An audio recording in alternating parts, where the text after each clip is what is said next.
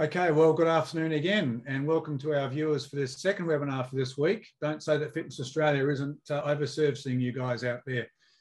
It's my great pleasure today to welcome Jane Kilkenny, and Jane is going to talk to us about how to stay motivated and energised amongst adversity. And let's be honest, folks, Jane and I were just talking before we came live, and I guess bemoaning the fact that we don't seem to have any forgetting the politics of the situation, we don't seem to be getting a great deal of hope or aspiration from any of our political leaders. All we get is more messages about lockdowns and how serious it is in vaccinations and so on. But I could ramble on for another hour on how disappointed I am with where we currently are. But you're not here to listen to me. We're here to listen to Jane. And Jane, as I say, is going to help us hopefully give us something to be a little bit more positive about. So Jane, just to, excuse me, before we kick off, can you tell us briefly about your history with the fitness industry? I know it's fairly extensive, but perhaps give our viewers an idea. Hi, Barry. Yep, great to be here, and more than happy to chat to everyone today and try and lift everyone's spirits. I've been involved in our industry now for 30 years, so I'm one of those industry veterans. Across the board, I started out working in mainstream, like the big gym scenario, teaching aerobics, doing PT. And for the last 21 years, I've had my own business down in Melbourne. So we're a boutique fitness studio. Basic business model is PT, but we also do quite a bit of group cardio and group strength work as well. So. And excuse me, so I know you're in Victoria at the moment, and you're in either your 6th or your 7th lockdown. 6.3, I think we're up to, third extension of number 6. Yeah, so just talk to us a bit about the Victorian situation. And before you answer that, Jane, just a reminder to the people, if you have a question of Jane or myself, but particularly Jane, put it in the Q&A box there and we'll get around to that eventually.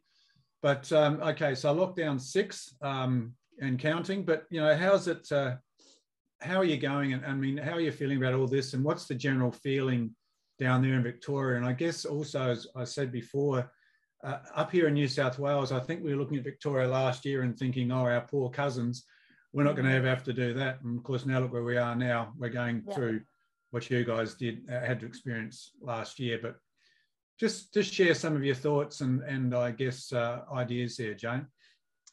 Yeah, look, last year was a super tough year living in Victoria and owning a fitness business. I think one of the hardest things for us last year was that we were like the disease state. We were the only ones that really had the nasty lockdowns and extended lockdowns last year. And that's why I mean, yes, we're in lockdown again, but that's why I really want to try and share some things that I've done in the last 18 months to, you know, keep my business going and keep my staff employed, and just try and provide some extra support. Probably my top tips for people that are really struggling with the initial lockdown in New South Wales now, and Barry, you said you're in, is it week 8 now? Yeah, look, so that was us last year. And the most important things that I would encourage everyone to do is try and take a step back and avoid a lot of the negativity that you're seeing in the media and on social media. My key things, my lessons from last year were really reach out to our industry. We are really supportive and more than happy to help. And I think that's a massive bonus, you know, that our industry provides. Try and, on the days where you're really struggling mentally, and there will be days where you simply can't see a way forward. I know I went through that last year. There were days when I was like, you know what, is this worth it? And can we keep going? And yeah, look, you get through it, as you know, and some days you might feel like you're not going to, but you have to look forward. You have to look after yourself and your team and your family, and just try and do things that are going to support you in moving your career forward in our industry, and also supporting your clients. That's another big one that we really need to focus on. So one of the things that I guess we were observing from outside of Victoria last year, particularly in early parts of this year, was the fairly constant negative comments coming from the Chief Health Officer and then echoed by the Premier about how gyms in particular were high risk and high transmission and all this sort of carry on. And we know from the evidence that the data that was not the case, and that you were much more likely to contract the virus in a hospitality venue. But living in Victoria, when you had that sort of constantly, basically where your chosen profession, your industry, your investment, your members and all the rest were operating, being sort of really trashed, I guess, without justification. I mean, let's face it, there are some poor operators out there, but not people like yourself and the better ones. Jane, yeah. How did you, I mean, I'm interested how you dealt socially or even with people outside of the sector when they would hear these messages and, you know, perhaps repeat them to you or whatever. What I focused on was trying to be that little beacon of positivity. And that's one thing that I think our industry does really well. Like, we're the ones that really try and drive people forward in their health and their fitness. And yeah, people that are not aware of the good parts of our industry were quite quick to judge and say, oh, well, yeah, but, you know, there's lots of transmission in gyms and fitness facilities. And I was a loud voice for saying, no, that's not the case. Look at the research, look at the data. Spent more than my fair share of time on Talkback Radio trying to defend our industry, because I think the more of us that do that and come together as a loud, united voice, I think that's the biggest way to move our industry forward and get some more traction in the media and also the political spheres, that we're not something to be feared, or we're certainly not something that, you know, is a risk. We're actually here to support the health of Australians. That's our number one job, and they need to let us do it. Yeah, and for that reason, we need to be valued, I think. Yes. And that's one of the messages that hasn't really, the sector hasn't been particularly good at in the past, I don't think, in terms of spreading the message to people that don't go to gyms, etc., about the value of the services that the facilities, but particularly the individuals like yourself, provide to the community. And you're 100% right, Jane. I mean, the industry thrives on people's well-being and health and positivity. And so, yeah. Okay, so how have you been keeping your clients engaged during this time? Because obviously they're hearing all these messages in the media as well, and they're sort of obviously worried about their hygiene and safety and the rest of it, particularly the older cohort like myself. Yep. How have you been keeping your members engaged and, I guess, reassured? Last year, we started out by just in the early phases, just trying to keep in touch with everyone as often as we could. And that was by calling them up, text message, regular email updates from us. We've done Zoom training, looking at that nice image on your screen. That's actually my backyard. So I was lucky enough in some phases last year when we were permitted to do outdoor training. I had an outdoor facility set up on my property, and a lot of the clients were more than happy to come out and do their training with us out there. Obviously, we had one-on-one. There was no, you know, we weren't allowed to be doing groups or anything. But it's a case of really trying to know the rules, understand the rules, and work within those rules. But at the moment, in the harsh lockdown, Melbourne's back in a harsher lockdown than probably we experienced last year. We're not even allowed to do one-on-one PT outdoors. So we're just shut full stop, like you guys in New South Wales.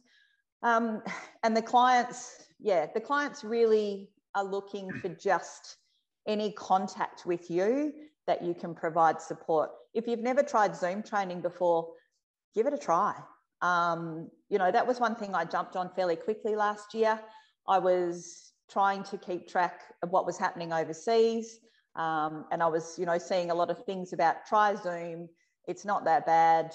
And once the clients got the hang of it, it's actually really easy to do. So if there are any positives about what we're all going through right now, it is that fact that, you have to adapt and you have to be able to take opportunity.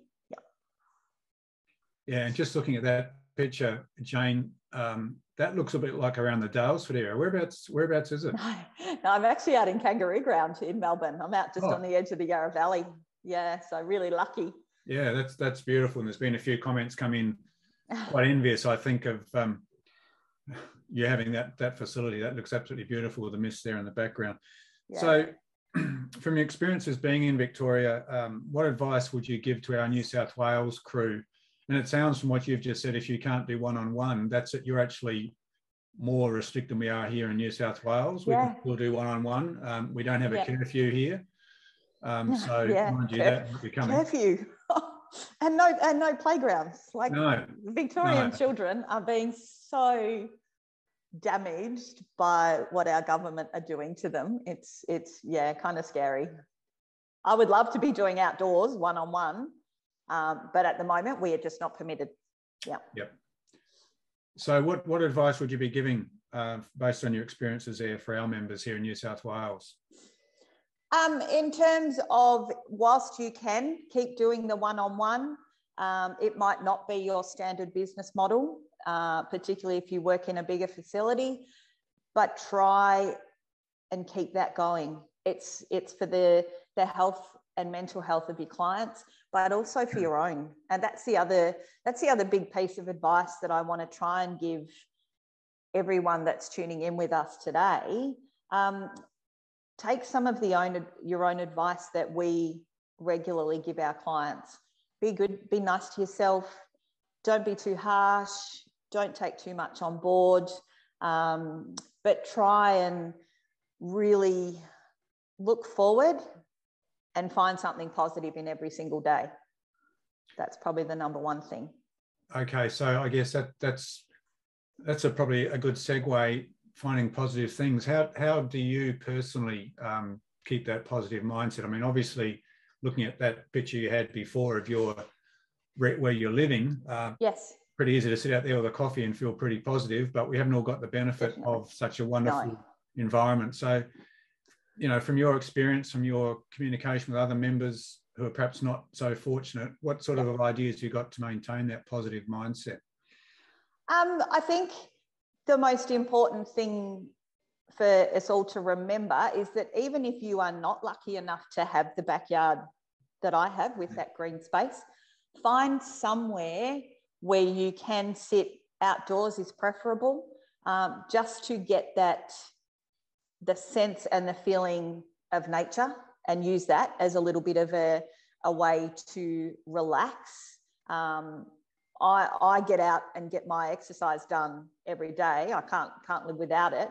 But when you are actually sitting outdoors in the quiet, even if it's freezing cold, you're still engaging, your body's engaging in a positive way. So you get away from the screen. Don't take the phone, don't take the laptop, don't take any of that, and allow yourself to actually absorb your environment. Use all of your senses, close your eyes, use your sound and your smell and other different senses just to quiet everything down. Yeah, I think that's good. My wife and I have stopped watching the news on TV. Yeah, we have to. Yep. I no longer tune in to the 11 o'clock sessions here in New South Wales to get the latest numbers. I'm just all over it. And for those people who are lucky enough to live by the beach or near water, I'm not, but if you are, I thoroughly recommend getting in the ocean. It's a wonderful way of keeping a positive mindset and just, I guess, giving you a bit of clarity about getting away from the day-to-day crap that we're all putting up with at the moment. On a different topic, Jane, I know that Fitness Energy is a quality accredited business. Why did you see that as something worthwhile going, through the process and the exercise? Hey, there's some fun photos. That was Hawaiian shirt day way before we even thought about COVID. Quality accreditation for me as the owner of the business, I had looked at it in the past before COVID. I think I probably noticed it first maybe in 2019. But after going through what we went through last year, I saw it as a big opportunity for us to, I guess, for want of a better way of putting it, prove what we do to people outside of our business. Our clients know our level of commitment and service, and that's what we brand ourselves on. We sit at the top of that tree in terms of quality. But I think it's a really good way for people outside of our industry to get a better understanding of our service, and also aiming for that higher level, which I think is the key for businesses considering accreditation. If you believe that you are already offering a really high level of service in our industry, jump on board and get the accreditation done. I think it's really good for branding, marketing, but also the current people that you're working with. They have a higher level of respect in terms of you're putting your business under a microscope and someone else is looking in, and you have to be able to justify that what you're doing is correct. And I think that's a real positive. And Joan, looking at those pictures there, and they're wonderful pictures of your clients there, yep. I'd feel quite at home, I think, in your particular facility, given the age group that's there. Yep. Look, I think, and I know when I went back to my gym here in Sydney, before we shut down on the current lockdowns, I was the oldest person in the gym, and that was that way until we went back into lockdown again. Now it's an inner city gym, so it's a different clientele. But yep. speaking to my age cohort, these people are going to, my age group, are going to need to have reassurance that it's safe to come back. We know that the older cohort are still sitting out to some degree, waiting to see or waiting until vaccinations are so on, but it's going to be really critical for the older, more cautious, more conservative members to be reassured. And it's all very well for us to say as a gym owner, it's all safe, but putting it through an independent, I guess, audit to say, yes, it actually is going well, it is a quality business, that's going to be a good investment, I think, in getting that cohort back in again. So I applaud you in being almost prescient, whatever the word is, in being able to do this without knowing COVID was around the corner, because it's going to really help you. Can you briefly explain, perhaps the viewers here, what the process of going through a quality accreditation is? What do you have to do? Yep, absolutely. So I reached out to Fitness Australia and said, yep, happy to get on board and go through the process. There is a fee for the process, and that's absolutely justified. There is a heck of a lot of work that goes into this on both sides. So we had to put our application in, then it's a self-assessment process. So you virtually have to fill out documentation on the levels of service across the board, across those pillars that Fitness Australia have put there. So you get the clients involved. Clients and customers are also invited to independently assess your business. So our clients were more than happy to do that. You get an exceptionally good feedback report from an independent body about those responses. So you will actually get some of the cold hard truths on both sides of the coin. Now we were lucky, ours were 99% positive, and that was exciting, and really, really positive way to engage my team as well, which I think is really important. The process also involves a secondary assessment and then an interview, so that you also have to supply sufficient documentation. So once you've filled in your assessment, you have to justify your answers on certain pillars, not everything, but there's certain selected pillars that are absolutely crucial, and they're independently assessed, and then the interview process at the end. So I found it, to be perfectly honest, I found the process challenging, but as a business owner and somebody that's been in this industry for 30 years now, I found it really refreshing that we are working towards improving our standards in the industry, because that's absolutely the way that we need to move forward. So I would encourage everybody to jump on this program. I think it's brilliant. Thanks, Jane. And just for the benefit of viewers who may be thinking, oh, is this just a money-making exercise for Fitness Australia? The fee that Jane is talking about, the vast majority of that goes to the independent auditors who actually do this independent assessment, and that gives it the rigour and integrity. I'd also add that if you are quality accredited, you get a significant discount in your insurance, which actually more than pays for the quality accreditation process. But I don't want to be seen here as doing a sell, but any business that is prepared to put itself through an independent accreditation process demonstrates to the consumer that business and the business owners have confidence in their product. And that's what the consumer wants to know at the end of the day. So it's a great initiative. There's just a couple of questions that have come through. Yep. Jane, how much is the fee for solo operators? Lena, I will take that on board because I'm not sure exactly how much it is, but we'll get back to you on that situation, what it costs for you. Just going to go into the chat room as well, Jane, because I think I saw a couple of questions come up there as well. So just bear with me. While you're having a look, Barry, I'm happy to keep talking about you keep going. Because look, you know, Barry's on this webinar today, and Fitness Australia have been absolutely amazing. And that's one of the key things that I've used for support over the last 18 months, particularly in the trouble phases for Victoria last year. The industry updates, just constantly checking on what was happening. Barry and his team have been across the board, you know, every day, which has been fantastic. And they're simply here to help and support us. So if you are a sole operator, a solo PT, you run a studio, a gym, any type of facility that works in our great industry, they are honestly here to give us a big support, and we need to all tap in and work together. That's the key thing. Absolutely, Jane, and that wasn't a paid-for advert either. No, and it's absolutely not. So just to give everybody a little bit of background, I volunteered to do this webinar today because my main motivation for doing that was surviving what we've survived in Melbourne last year, and just hopefully being able to encourage and support everybody in New South Wales that's really struggling right now. I've been in your shoes, and to be perfectly blunt, Fitness Australia were an absolute massive part of us surviving last year.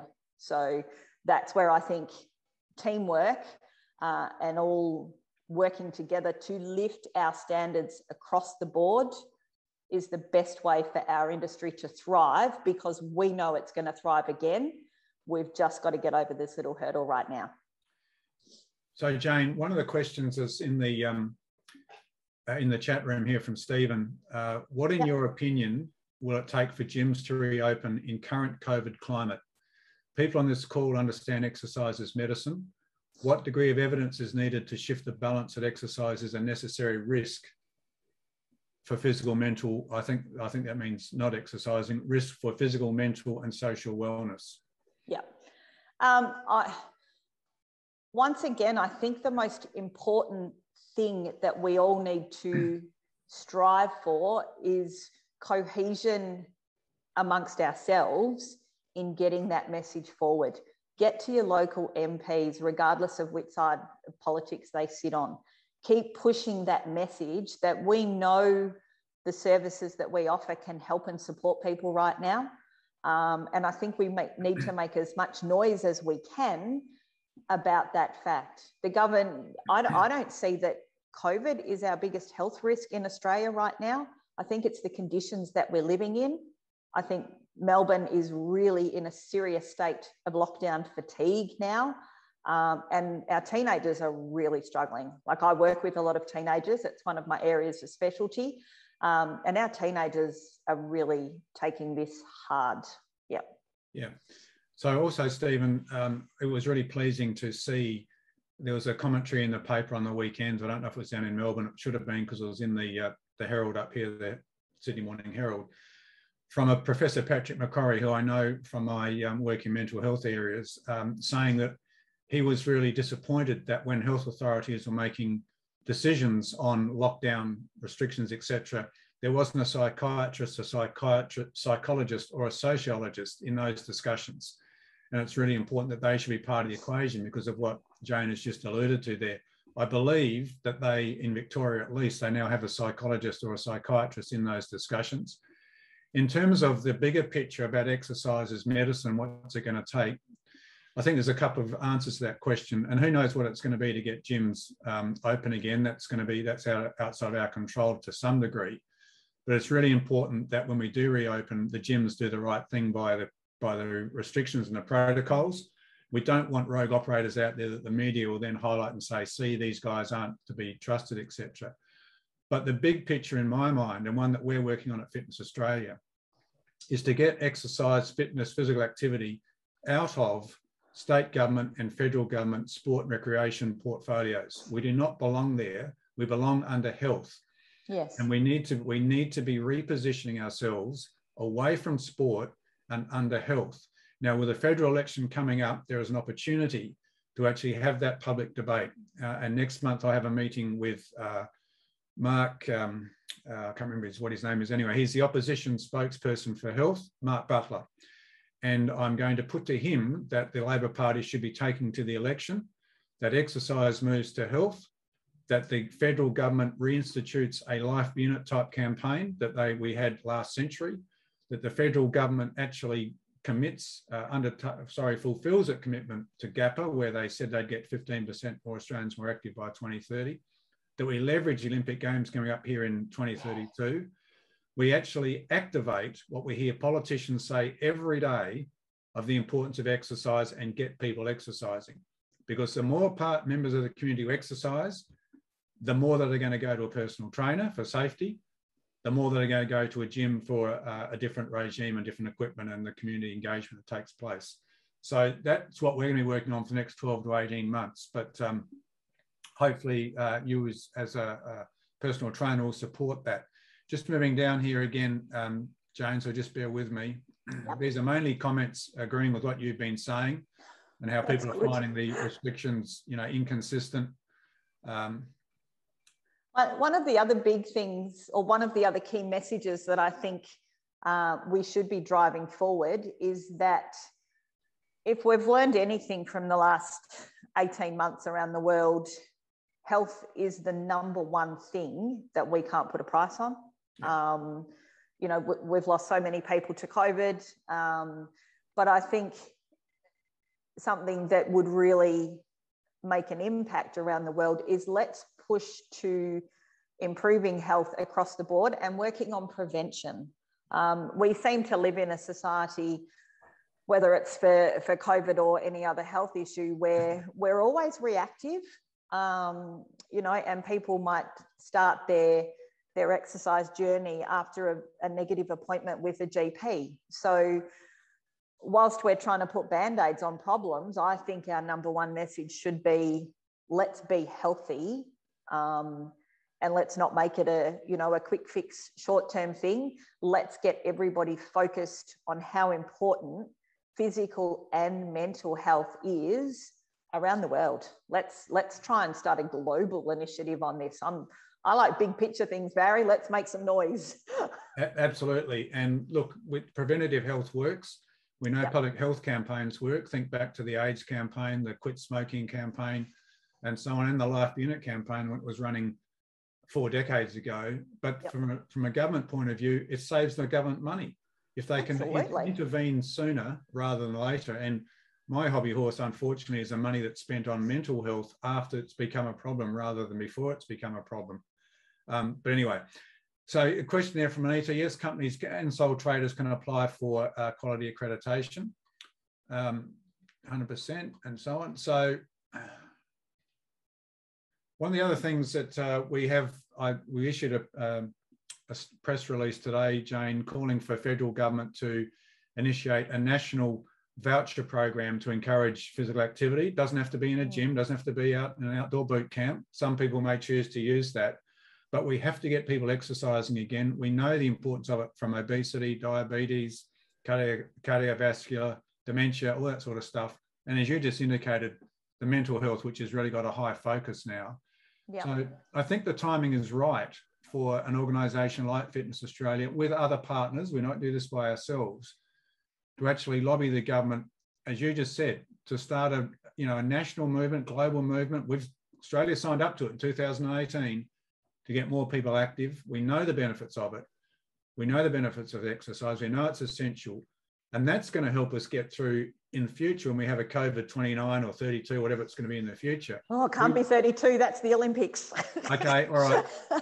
Okay, yeah, okay, so 29. It's going to actually help us be classified as essential, which then will keep us open longer or open earlier or not shut down at all, which is where we need to be really, I think.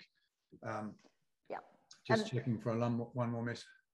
And just quickly on allied health in Victoria as well, they're really struggling also in terms of what services are allowed. It's supposed to be emergency only. So, certain allied health clinics, the waters are really muddy for them as well right now. So I think the more that we can bring in fitness and allied health, strength and conditioning industry, let's all try and band together to make a positive change and get more recognition. I think if we can all draw all those threads together, look at community sport as well. The kids that I've spoken to that, aren't allowed to do their basketball and their football and their soccer, it's having a massive impact. So I think we need to look at the whole big picture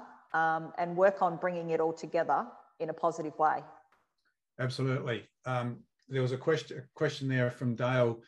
Is the voucher system similar to the dine out and entertainment vouchers that are currently running? I think Dale probably means in New South Wales. Yes, that's the concept, to give people a voucher to be able to spend on a physical activity of their choice, knowing that some will take up the opportunity to work with a personal trainer in a boot camp outdoors, some might go to a gym, etc. So that is the concept, Dale, you're quite right. Deb's got a question here. Is there a way to make the campaign non-partisan?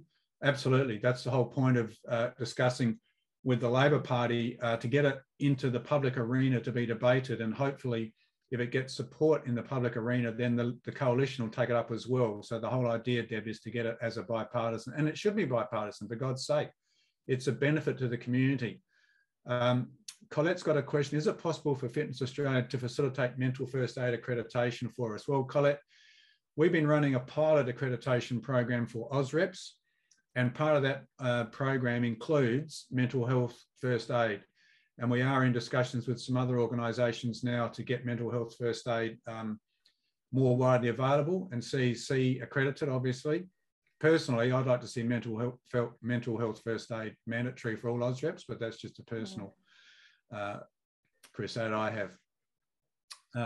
Okay, so Jane, any final comments or observations you would like to share with our viewers? Look, I think just to summarise what I've gone through today, in New South Wales, just keep your chin up, really. Try work off the positivity that our industry provides. Reach out to other people that are in business in your local area. I think that was one of the key things. In a lot of fitness businesses, I think we can be a little bit isolated. So we have a passion for what we do, but we don't necessarily always reach out enough and share thoughts and our journey with others. So reach out if you are struggling at all to the team at Fitness Australia or me personally. I'm more than happy. I'm easily accessible. If anyone's got any questions or anything that they would like me to comment on after today, reach out, just jump on my website, get my details, mobile's there. But try and keep moving forward. what we're going through right now is going to pass eventually. So, you know, look forward to that sunny day when we can all, you know, get back to work and work with our clients and get everyone back happy, healthy and strong. They're the three key things.